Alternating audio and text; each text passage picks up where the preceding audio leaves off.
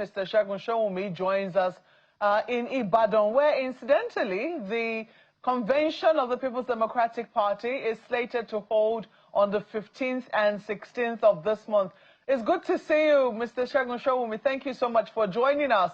How confident are you that this convention of your party will hold in the city where you're currently domiciled? No, I'm actually domiciled in Akure. There's an important meeting tomorrow, and so I'm in Akure, but that as it may. Good morning.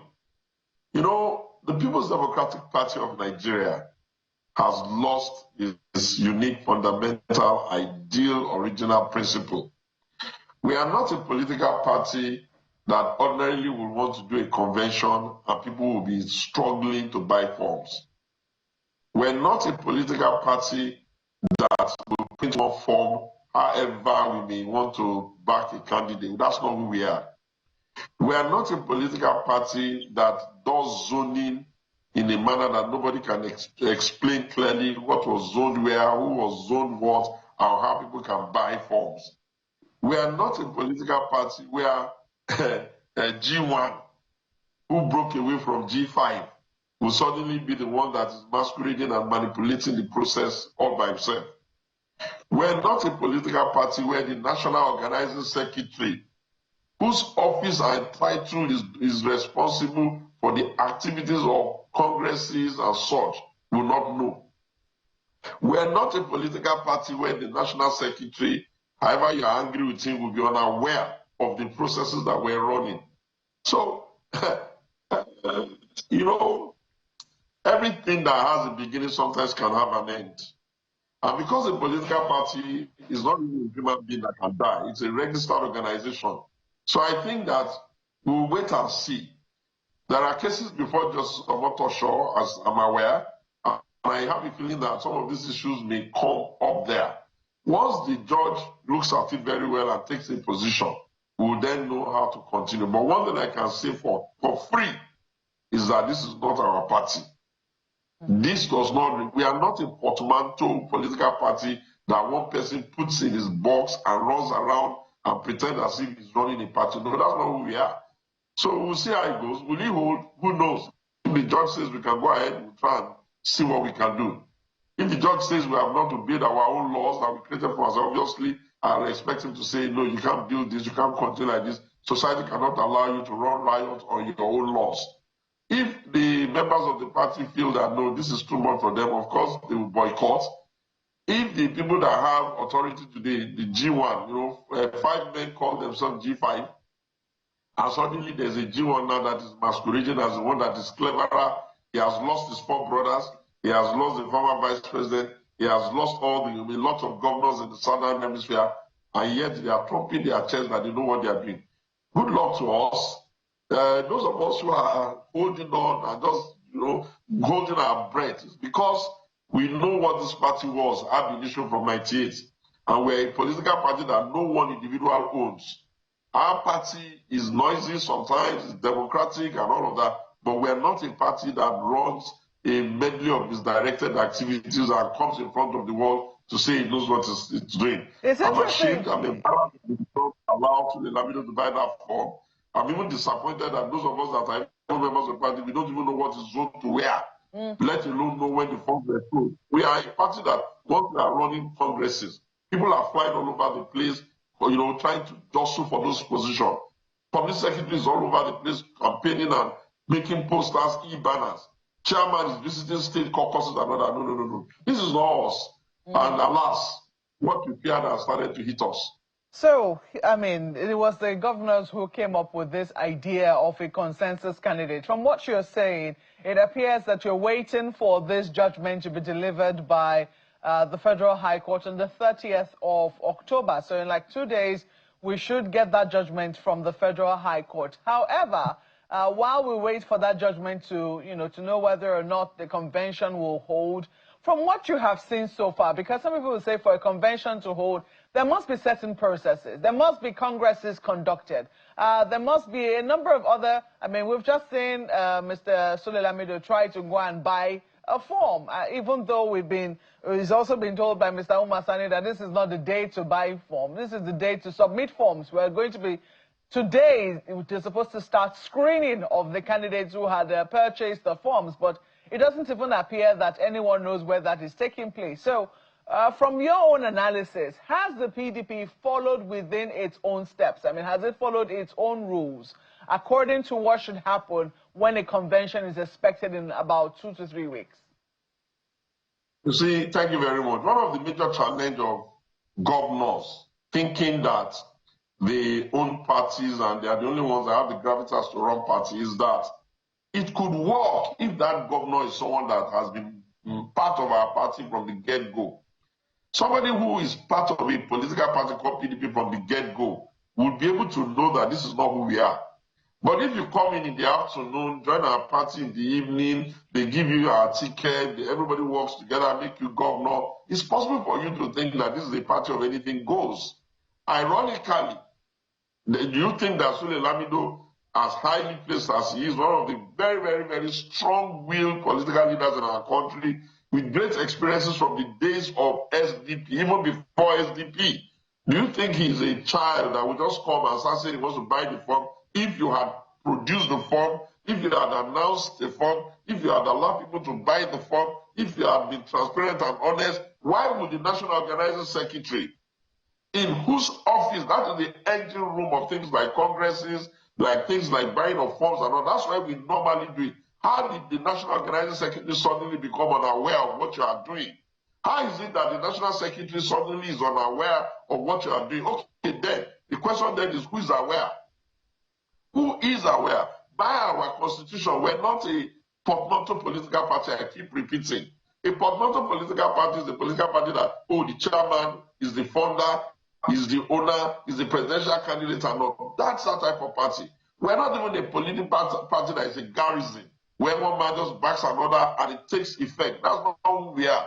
What has made people stay with our party, aside the fact that we've been registered and we've been around for a long time, is the fact that we are a political party where people's aspirations are allowed to be ventilated and they can aspire.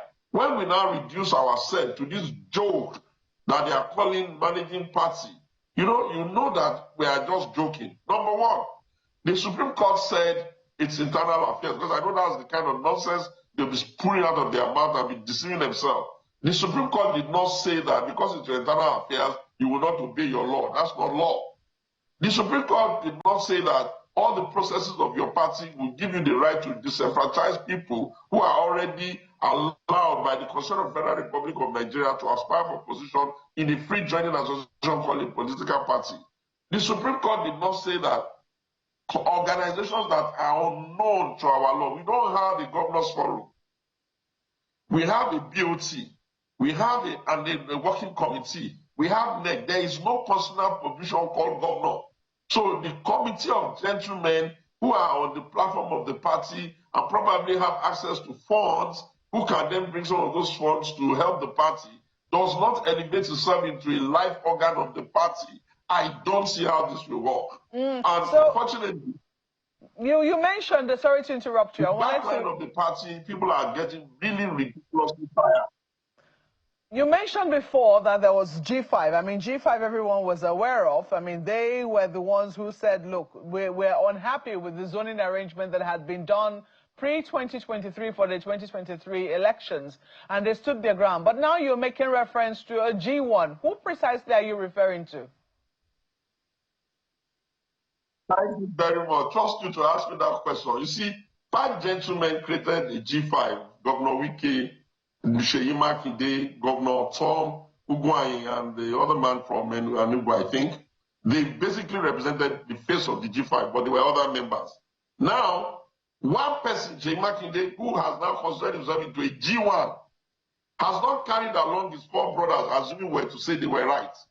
Has not carried along the Atiku and all of the other leaders, like even my good self, has considered himself into a G1, and by his G1 now, he thinks that what could barely occur under G5 will now suddenly happen under G1. It will be interesting to see how it will work. It will be quite interesting. I like the concept of I am a strong man, I am a rich man, I am a governor and all of that. I like it.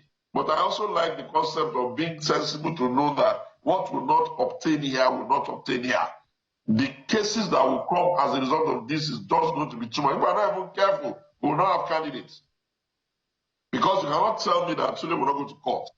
Some of us have just said, okay, let's just leave them to exhaust it. Otherwise, typically, I would like to contest for national secretary, assuming it was zoned to us. What is zoned to my state, you know, good.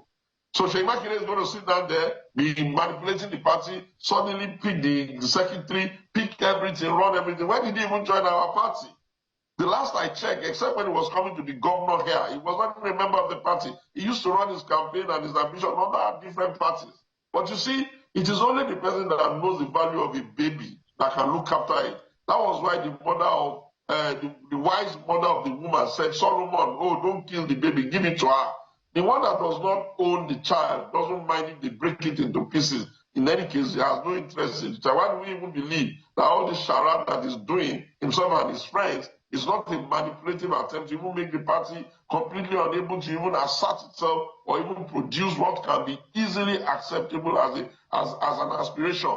Does it make sense logically for you to depart completely from the rules? You can't be afraid of competition to such a point that you now begin to run madness and you call it that you're running party. So what do you think is going to happen moving forward? I mean, how do you think that all of this is going to be resolved? Is it going to be a game of wait and see, or do you still believe that there are elders who can intervene at this time so that the PDP can actually have a successful convention should the court rule in its favor? When a small concern is on the table and people and stakeholders are screaming, this is not the way, this is not the way. If you don't attend to it, it will become a major problem. At this material time, relative to the convention, we have already created a major crisis on our hand. And it is easy for you to say, oh, you will win, assuming the court says, go ahead and do it. And then you will then sit down on your cocoon and come up with the balkanization and the appropriation of our party to your friends and your crony, and then you will expect that the committee of the whole will back you. And when you come with your paid leak spittle to be telling you that, oh, Lamido was late. When was this supposed to have brought the phone? Did you tell us? Did we know? Was the media aware? Where was that done? You may have the whole concept of consensus is that this is our preferred candidate. It can never eliminate the right of others to buy form and participate. By the time you reduce a political party like PDP of all parties in Nigeria to a platform where one person will print a form, keep it underneath his bed, produce it and give it to the friends or whoever he likes, that will never be PDP now. And if it doesn't sound like PDP, then probably it's no longer PDP. And people who have been standing and holding their breath in the party because of the unique democratic credentials that the party has had over the years, will then ask, what's the point of sitting down with a gang of losers who are not even smart enough to be able to be clever rogues? This is just shameful. This is not us. This is not who we are. We won the election before in this country we were democratic. We've lost the election before in this country, we will still remain democratic. But if we now become a gang of one man thinking he knows better than everybody else, then let's see how far we can go with it.